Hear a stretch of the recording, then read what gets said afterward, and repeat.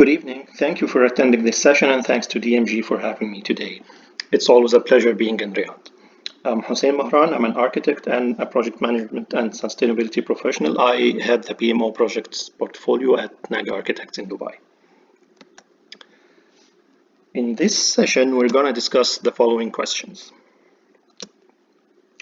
Are our Arab cities following the proper paradigms? How livable are our Arab cities? What should we do to reserve resources for the upcoming generations? How could intelligent connectivity solutions improve the efficiency of our cities? And finally, how can authorities and people participate in making Arab cities livable? So, where are we now? Are we on the right track? Are our cities following the proper paradigms? Well, I don't think so. I grew up in Alexandria, Egypt, the authentic Alexandria. It's an adorable Mediterranean city. When I was young, I used to walk a lot. Most of my movement around the city was either on foot or by tram. I used to walk to the school, to the grocery store, to the park, to the beach. And for the farther destinations like the stadium or the cinemas, I used to take the tram. Therefore, moving around such a large city for a teenager like me at the time had not only been easy, but also safe and affordable.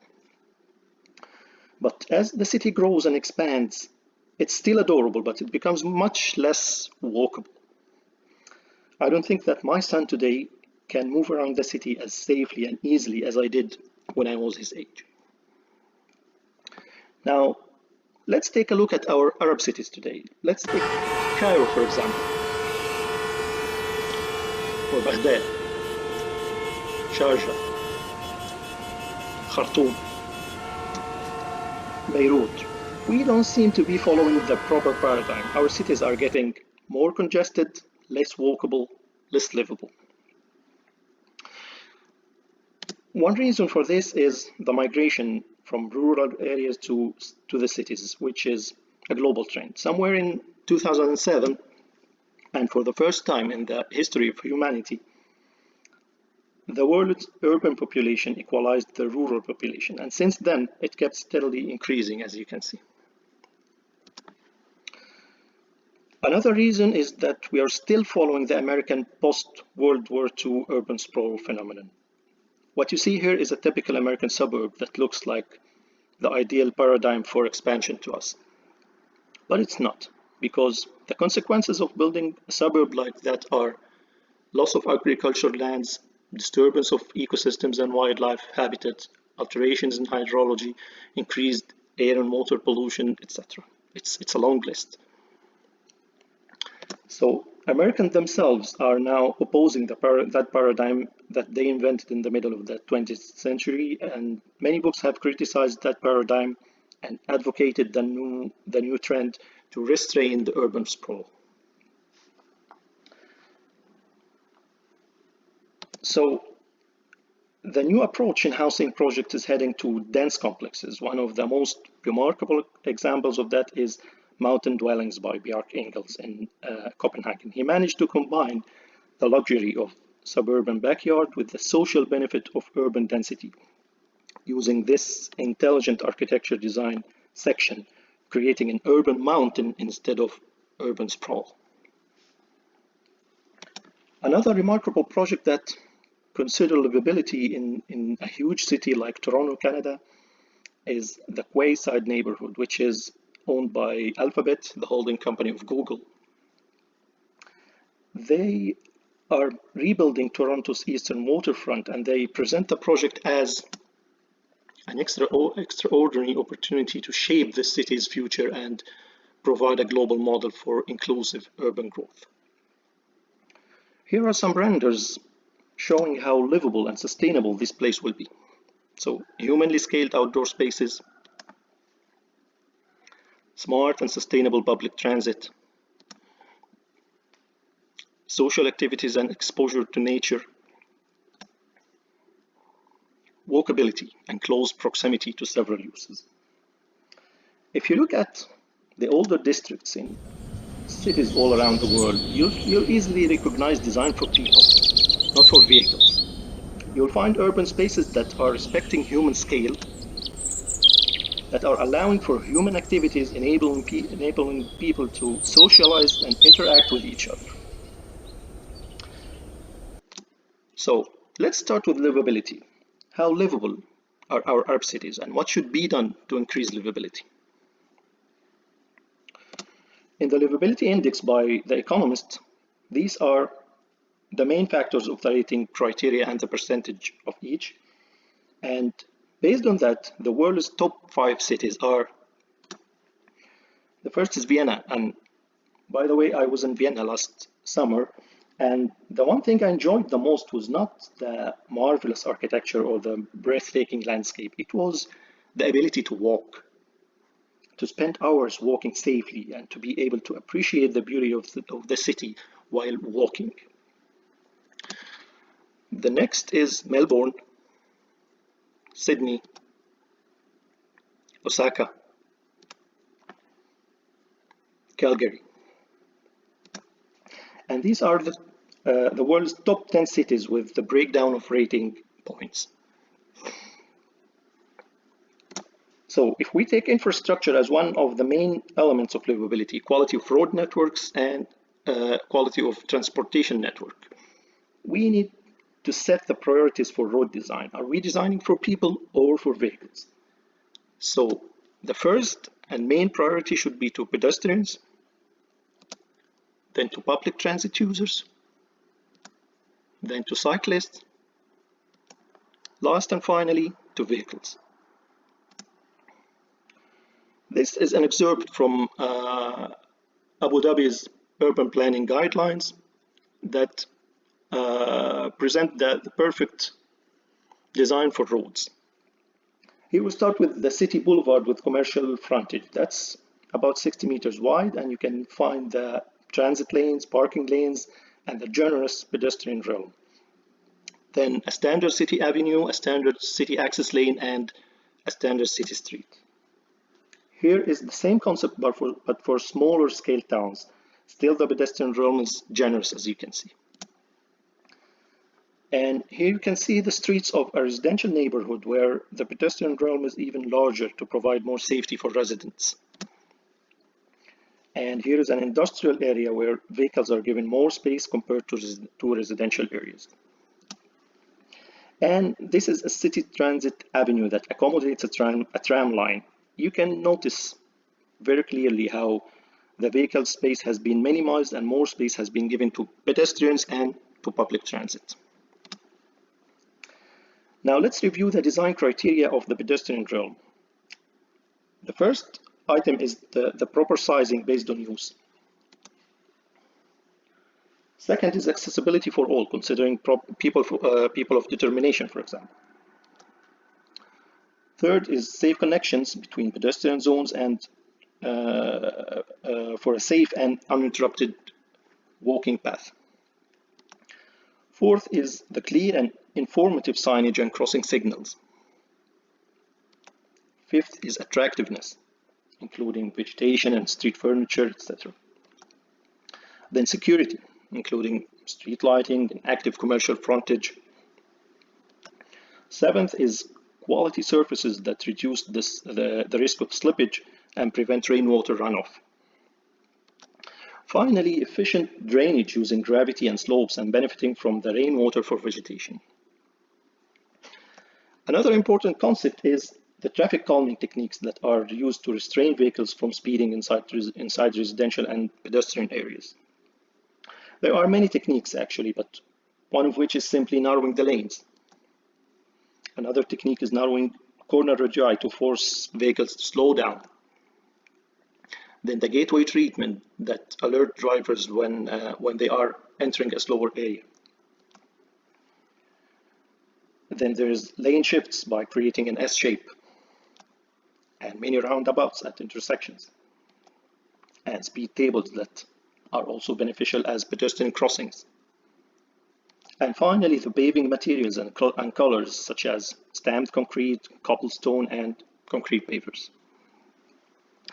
Here's an example of a regular city street that can be found in almost any big city. And here's how it could turn into a livable space where people can walk, cycle, or just hang out without interruption. And here's a real-life example from Denmark. This is how Israel Platz in Copenhagen looked like in the past. And this is how it looks like today. And here's a short video of how people are enjoying it today. And this is what you get when you design for people.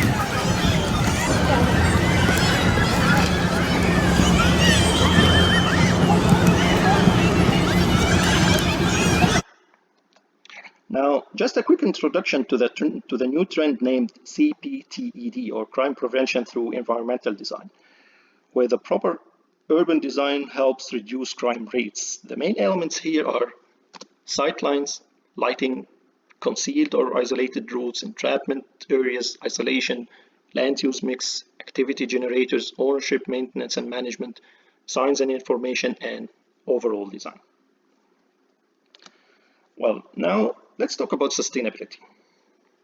What should we do to reserve adequate resources for the upcoming generations? Sustainability is all about the triple bottom line, or the 3 Ps: people, planet, profit, or social responsibility, environmental stewardship, and economic prosperity.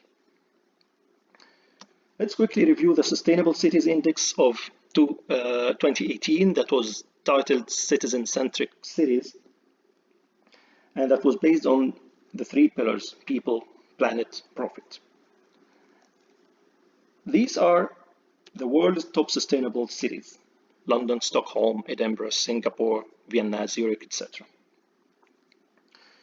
And here's the breakdown based on each pillar. If we take, for example, the people pillar, these are the main indicators, and Edinburgh tops the ranking. And while in planet pillar, these are the main indicators, and Stockholm is on top. And concerning profit pillar, these are the indicators, and Singapore here is number 1. Well, actually, there's a significant breakthrough towards sustainability in the Arab world. There is, for example, Istidama rating system in Abu Dhabi, there is Sa'afat rating system in Dubai, and recently, actually in October 2019, KSA introduced its first green building rating system named Mustadam. I had the privilege to contribute in developing and testing this code, and I can tell that it's clearly influenced by local climate, cultural context, and environmental characteristics of our region. Now, let's look into 2 case studies from our Arab world's samples of smaller scale sustainable cities. The first is Sustainable City in Dubai. In Dubai, they've created an entirely new district of the city, designed to have 0 impact on the environment. It's called Sustainable City. The 500 homes here are powered by solar energy, yet orientated to avoid direct sunlight inside. Water is recycled on site. Cars are restricted, and the community even grows its own vegetables.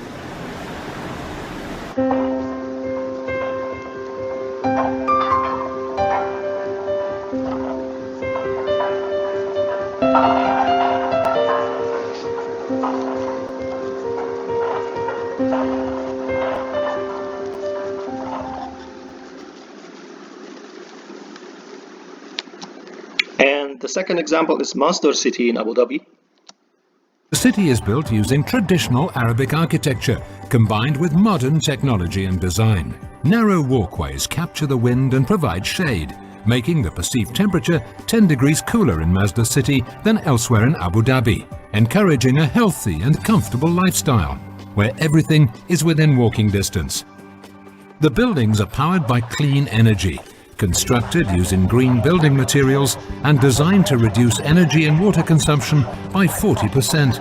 But this is just the beginning. Masdar City will grow one neighborhood at a time, adding new businesses, schools, restaurants, apartments, and so much more. Eventually, over 90,000 people will live and work in the city.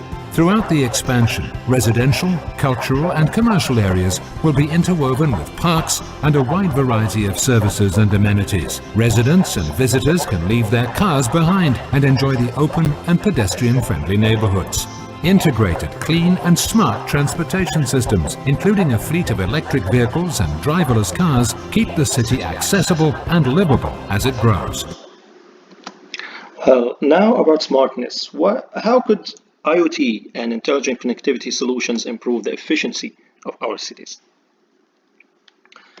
Let's take a quick look on the world's smartest cities as per the IMD Business School in Switzerland. These would be Singapore, Zurich, Oslo, Geneva, Copenhagen. And here is the full ranking of the cities included in the survey.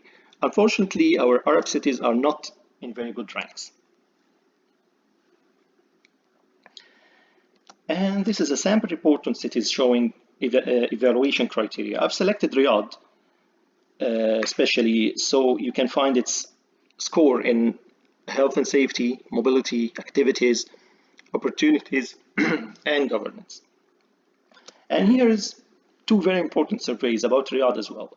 The first is about the highest priority indicators for people in the city. So for the people in Riyadh, the highest priority was road congestion, affordable housing, air pollution, public transport, green spaces, etc. And the second survey is about the attitude of people towards the requirements of a smart city. For example, are you willing to concede your personal data in order to improve traffic congestion? Also, are you comfortable with face recognition technologies to lower crime?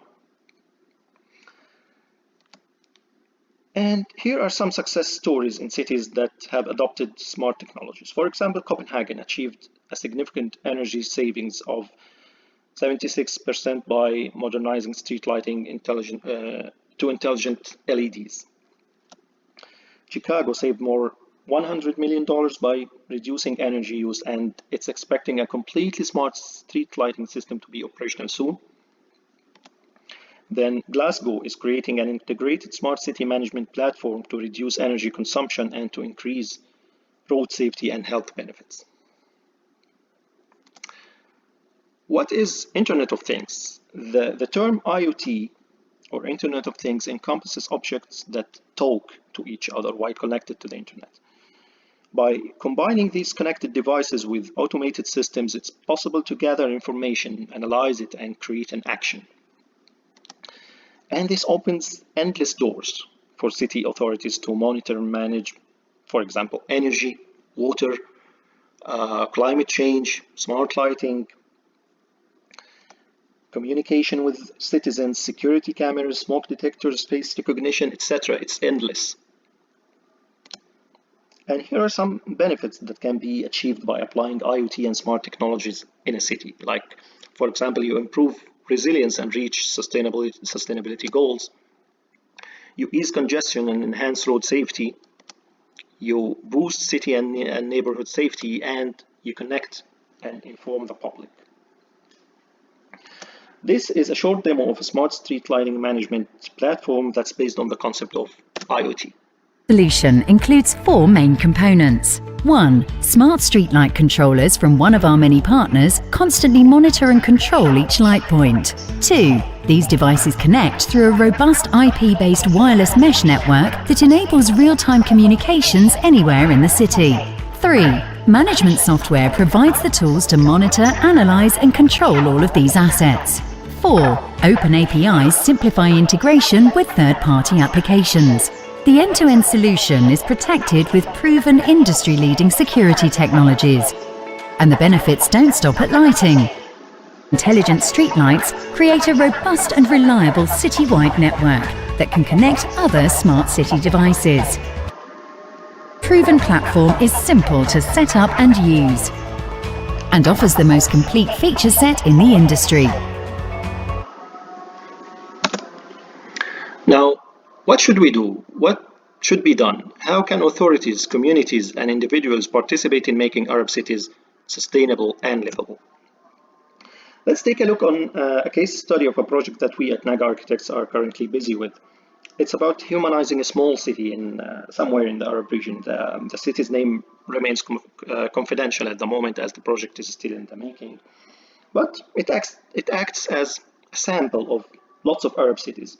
Huge amounts of asphalt. There is no option to get around but by car. No consideration to people whatsoever. It's city designed, completely designed for vehicles. So for example, let's take this intersection in the city's main road and notice the very light traffic. Bearing in mind that the photo was not taken on a holiday or a weekend, for example. Here's how it looks from above. It's just buildings surrounded by asphalt. Human beings are completely out of the scene. And this is what we proposed: a decent, wide and safe pedestrian realm, proper crossings for people, consideration for pedestrians, cyclists and people with determination, and a greenery buffer between the road and the walkway. This is a small intersection in the same road, same issue again.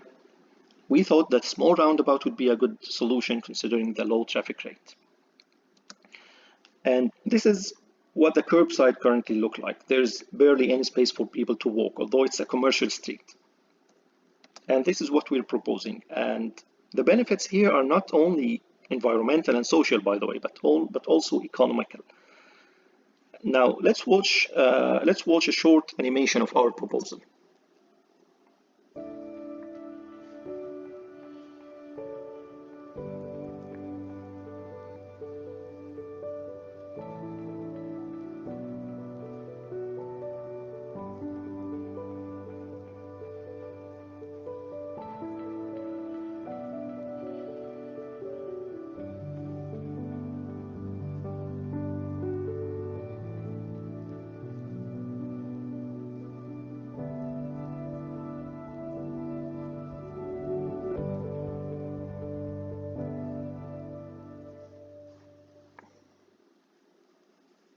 So as a conclusion, there are three axes of responsibility here.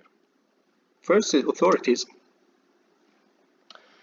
that should formalize regulations that support sustainability, should introduce incentives for businesses and households that adapt with sustainability goals, should revise the urban planning guidelines for more livable streets, and should develop smarter and more reliable infrastructure. Then there is communities that should promote diversity and equality, introduce non-profit initiatives in line with the main goals, educate the public about the need and benefit of sustainability values, and support social activities in the city. Finally, there is you and me, the individuals. We should try to use the public transit more often. We should follow a healthy lifestyle. We should be socially active in the community, and we should be very wise and savvy in consuming energy and resources. And by achieving all this from authorities, communities, and individuals, we can finally get a sustainable and smart Arab city.